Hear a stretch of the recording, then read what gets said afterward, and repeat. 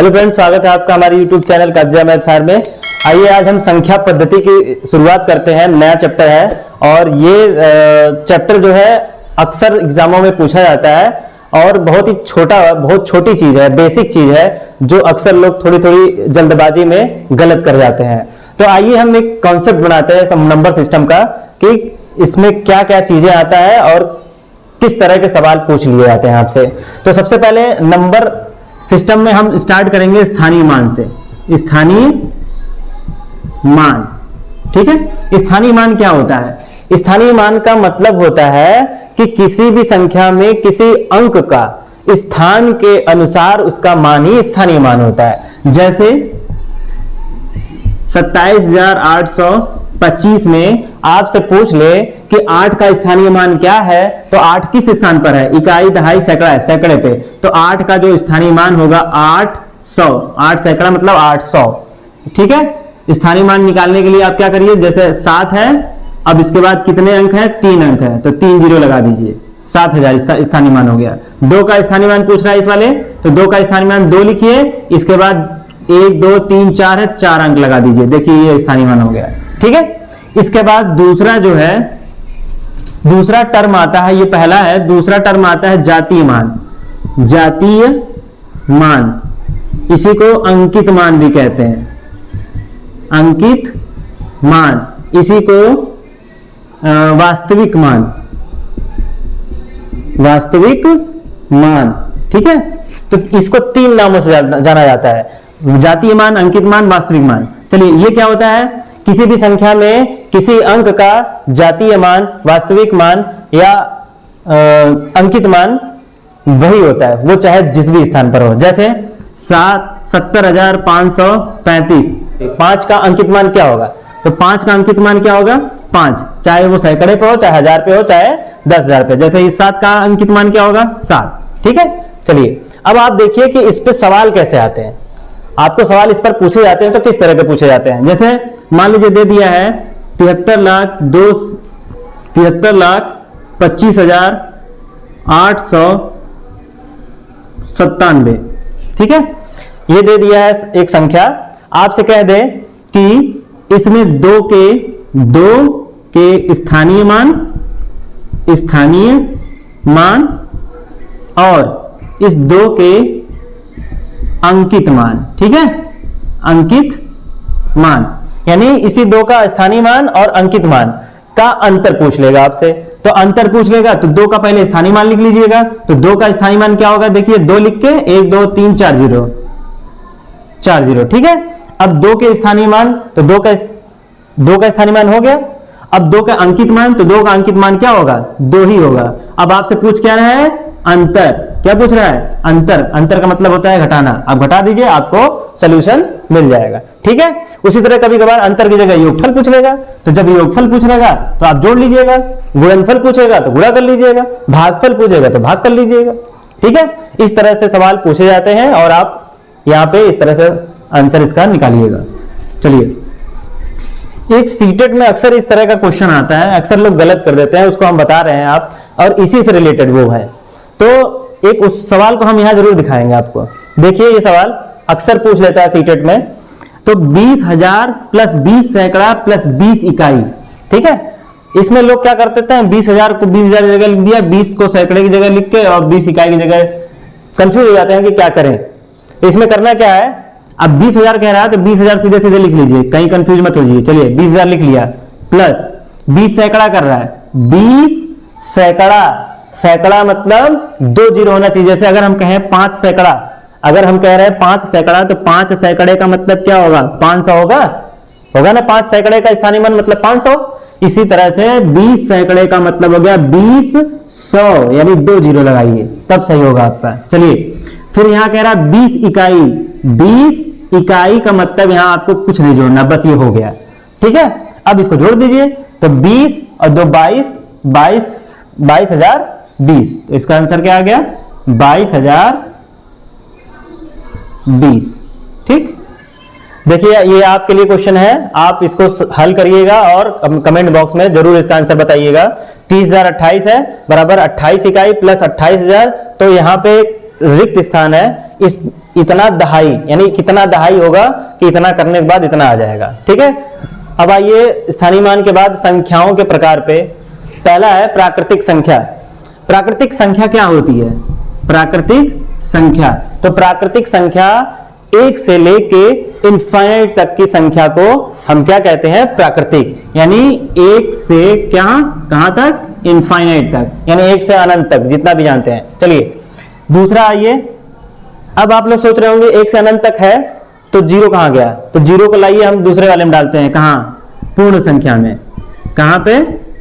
पूर्ण संख्या। तो पूर्ण संख्या जो होता है वो प्राकृतिक संख्या है, प्राकृतिक प्लस जीरो।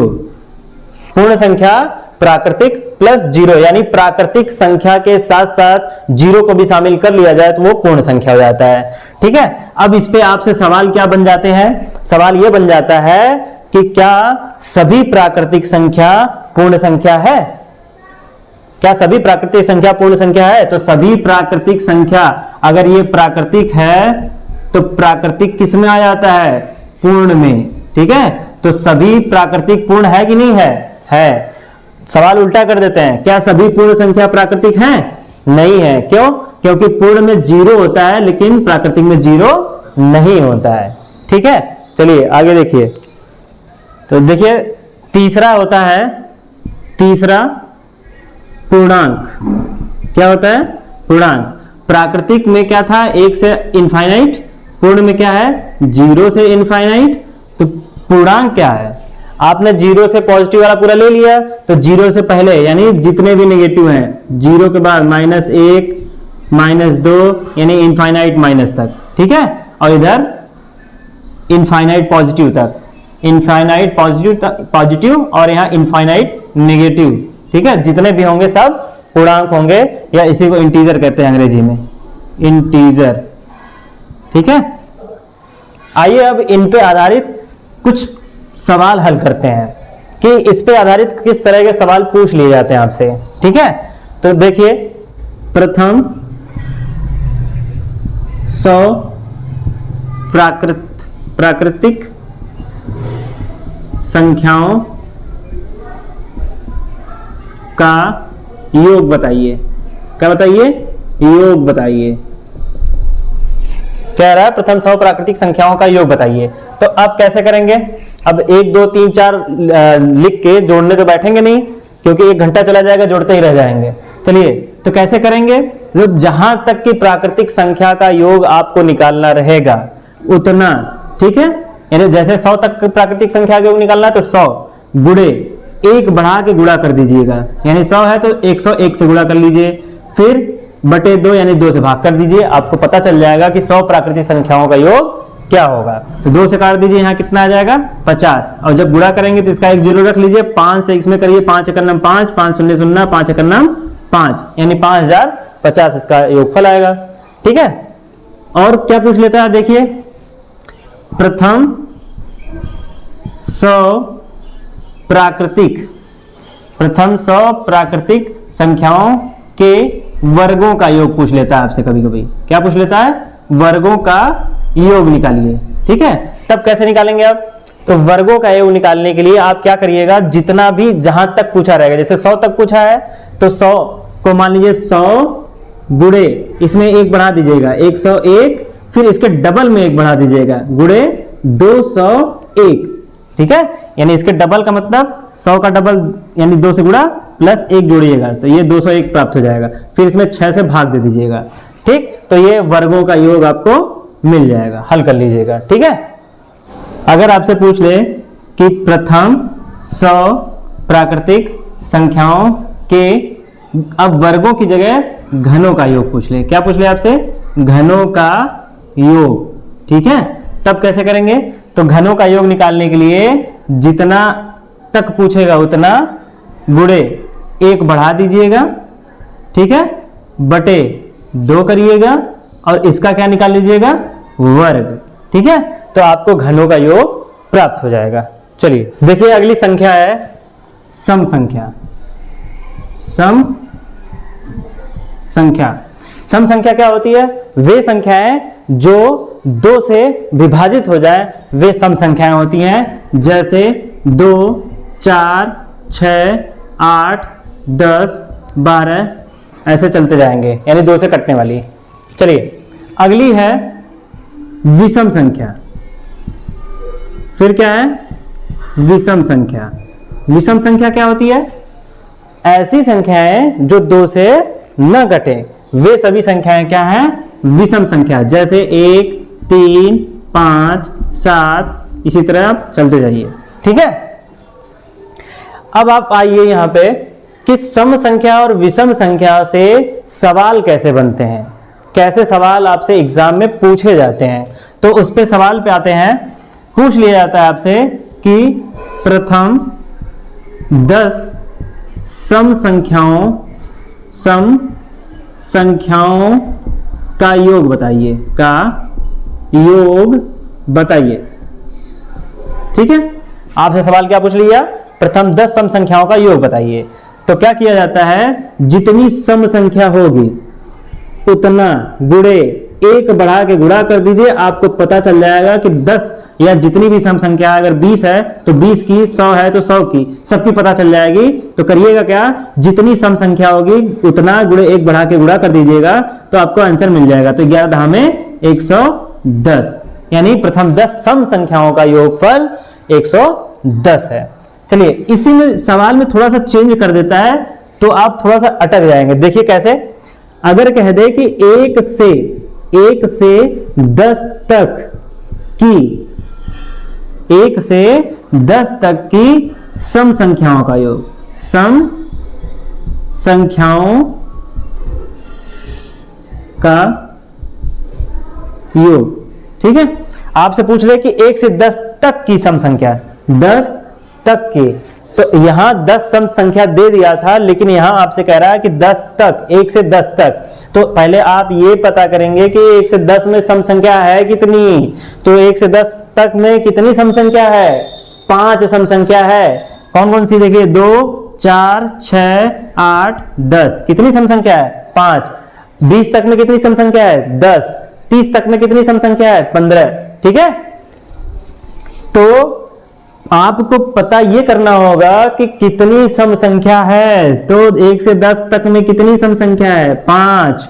जितनी सम संख्या होगी उसी का गुणा और 1 बढ़ा के करेंगे, तब जाके आपको वहां तक की सम संख्या का योगफल मिलेगा। तो 5 6 30। ठीक है, इस तरह से आप लोग कर लीजिएगा। ये तो था सम संख्या का। अगर आपसे सम संख्या की जगह यहां विषम कर ले, क्या पूछ ले? विषम संख्या। चलिए क्या पूछ लिया आपसे? विषम संख्या। यहां भी विषम। अब देखिए क्या होगा। तो जब आपसे विषम संख्या का योग पूछेगा तो जितनी विषम संख्या रहेगी, जितनी विषम संख्या रहेगी उसी का 2 बार गुणा कर देना है। कितनी बार? 2 बार। ठीक है, मिल जाएगा आंसर। अब देखिए यहां भी थोड़ा सा चेंज हो गया है। यहां 1 से 10 तक की विषम संख्या। अब इसमें आप पता करेंगे कि विषम संख्या कैट हुआ है 1 से 10 में। तो 1 से 10 में विषम संख्या कैट हुआ है 5 ठो है, तो 5 गुणे 5 यानी 25। ठीक है, तो इसका 1 से 10 तक की विषम संख्या होगा, ये कितना है? 25। यानी जितनी विषम संख्या रहेगी उसी का 2 बार गुणा कर देंगे, तो आपको पता चल जाएगा कि कितनी विषम संख्या का योगफल क्या आएगा। चलिए अगला देखिए, भाज्य संख्या है। भाज्य संख्या क्या होती है? वे संख्याएं जो किसी भी संख्या से कट जाए वे भाज्य संख्या होती हैं। जैसे 4 है, 9 है, 10 है, 20 है, 15 है, यानी ऐसी सारी संख्याएं जो किसी भी संख्या से कट जाए वे सभी क्या है? भाज्य संख्या। चलिए इसके बाद आ जाइए, दूसरा है अभाज्य संख्या। कौन सी संख्या? अभाज्य संख्या। अब बताइए अभाज्य संख्या क्या होती है? अभाज्य संख्या वे संख्याएं होती हैं जो सिर्फ और सिर्फ एक और स्वयं से कटती हैं, वे सभी अभाज्य संख्याएं होती हैं। जैसे, और सबसे छोटी जो अभाज्य संख्या होती है वो 2 होती है। कभी कभार आपसे पूछ लिया जाता है कि ऐसी कौन सी अभाज्य संख्या है जो सम भी है, तो 2 है। कौन है? 2 है।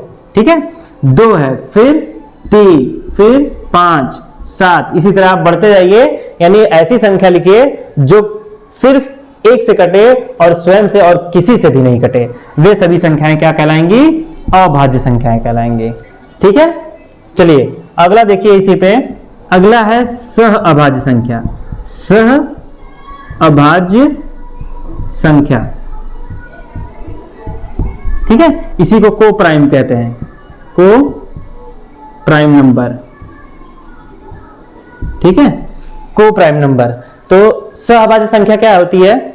ऐसी दो संख्याएं जिनका कॉमन फैक्टर एक हो, यानी जिसका मस एक हो, वे सभी संख्याएं सहअभाज्य संख्याएं। यानी देखिए जैसे 5, 8, तो इनका कॉमन फैक्टर यानी इनको सिर्फ और सिर्फ एक काट सकता है, इन दोनों को। इसी तरह 10 और 7, यहां देखिए 10, 7 को भी सिर्फ और सिर्फ एक काट सकता है और कोई ऐसी संख्या नहीं है जो दोनों को काट सकती है। तो ये सभी संख्याएं क्या है? सहअभाज्य संख्याएं। अब अगली संख्या आप देखिए, उत्तरवर्ती संख्या, अनुवर्ती, परवर्ती, ये तीनों एक ही नाम है। ठीक है, तो उत्तरवर्ती या अनुवर्ती संख्या क्या होती है? किसी भी संख्या के जस्ट बाद वाली संख्या उस संख्या की अनुवर्ती संख्या होती है। जैसे अगर कहा जाए कि 99 का अनुवर्ती संख्या क्या है, तो 99 का अनुवर्ती क्या है?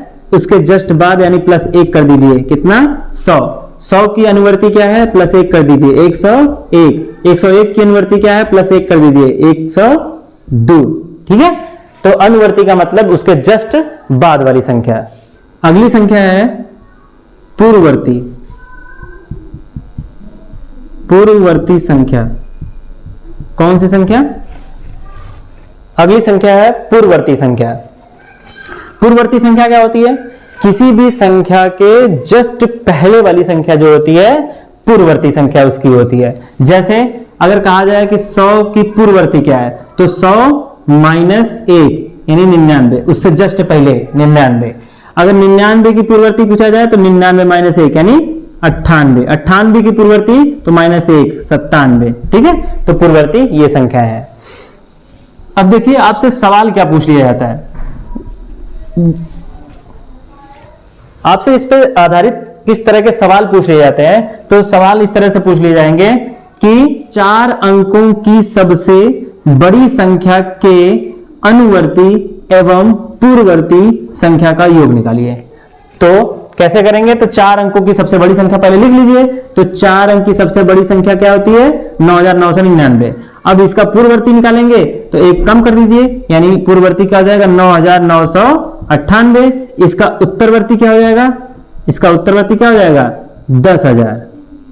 यानी प्लस क्या कर दीजिएगा इसमें? यहां +1 कर दीजिएगा, यहां -1। तो ये पूर्ववर्ती और ये उत्तरवर्ती। चलिए अब इनका क्या कह रहा है? इन संख्याओं का योग। तो अनुवर्ती संख्या है 10000 और पूर्ववर्ती संख्या है 9998। इसी का योग निकाल लीजिए। ठीक है, तो 8 9 9 9 1। ठीक है, तो ये हो गया योग। इसी तरह से आपसे अंतर पूछ लेगा। ठीक, कोई भी संख्या देके आपको उसमें से अनुवर्ती और पूर्ववर्ती का अंतर या योग या गुणनफल कुछ भी पूछ सकता है। ठीक है, तो जो भी पूछेगा आप उस तरह से आंसर दे लीजिएगा। चलिए देखिए, एग्जाम में आपसे अक्सर इस तरह का सवाल पूछ लेता है, तो आप इस सवाल को कैसे हल करेंगे? 1 से 1000 के बीच 3 अंक की कुल कितनी संख्या होगी? तो किसके बाद 3 अंक की संख्या स्टार्ट होगी? 99 के बाद। किसके बाद? 99 के बाद। 99 बाद 100 आ जाएगा, 3 अंक की संख्या स्टार्ट होगी। और 1000 ये जो है ये 4 अंकों की संख्या है। तो इससे पहले का जो 3 अंक का संख्या था वो क्या था? 999। तो क्या करिएगा? इससे माइनस कर दीजिएगा, आपको पता चल जाएगा कि 3 अंक की कुल कितनी संख्याएं होंगी। ठीक है, जैसे अगर 1000 की जगह अगर आपसे कह दे कि 1 से 10,000, 1 से 1000 के बीच 4 अंक की, ठीक है, कितने की? 4 अंक की। तो 4 अंक की स्टार्ट कहां से होगी? किसके बाद? 4 अंक की स्टार्ट होगी 999 के बाद और कहां तक जाएगी? तो 9999 तक। इसको माइनस कर लीजिए, आपको पता चल जाएगा। तो कितना हो जाएगा? 9000। ठीक है, इसी में थोड़ा सा चेंज कर लिया जाता है, थोड़ा सा अगर चेंज कर ले कि 1 से 5000, 1 से 5000 के बीच 4 अंकों की कुल कितनी संख्या होगी। इसके बीच कह रहा है, देखिए यहां ध्यान दीजिएगा, इसके बीच, तो 5000 के बीच कह रहा है, तो हम क्या करेंगे, तो पहले 4 अंक की कहां से स्टार्ट होगी, तो 9 से 99 के बाद स्टार्ट होगी। ठीक है, कहां से 5000 के बीच कह रहा है, तो हम किससे माइनस करेंगे, एक कम कर लीजिएगा, बीच कहेगा तो एक कम कर लीजिएगा, यानी 4999 इसमें से माइनस कर लीजिए, तो यानी कितने बनेंगे, कुल 4000 संख्याएं। कुल कितनी संख्याएं होंगी, 4000 संख्याएं। अगर बीच की जगह कहता तक, 5000, 1 से 5000 तक 4 अंकों की कुल कितनी संख्या होगी, तो जब तक कहेगा तो आप सीधे सीधे क्या करिएगा, 5000 में से घटा दीजिएगा। ठीक है, तो यहाँ एक और बढ़ जाएगा, 4001 हो जाएगा। तो दोस्तों, अगर आपको ये वीडियो अच्छी लगी हो तो हमारे चैनल को जरूर सब्सक्राइब करिएगा और लाइक भी जरूर कर लीजिएगा।